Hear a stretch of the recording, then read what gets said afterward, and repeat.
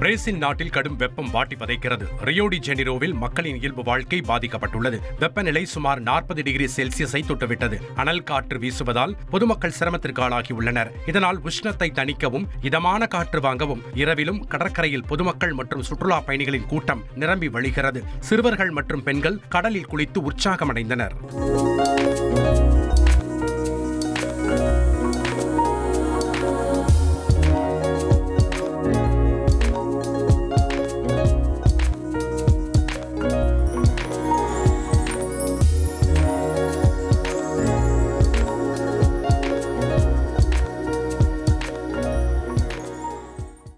உலகின் பல நாடுகளிலும் தற்போது பனிப்பொழிவு நிலவி வரும் நிலையில் தென்கொரியாவின் தலைநகரான சியோலில் தற்போது கடும் குளிர் நிலவி வருகிறது.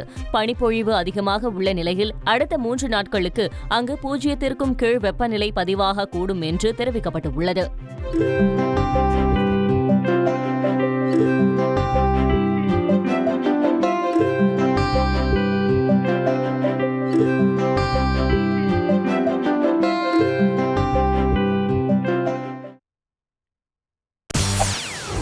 செய்திகளை உடனுக்குடன் தெரிந்து கொள்ள உடனே சப்ஸ்கிரைப் பண்ணுங்க.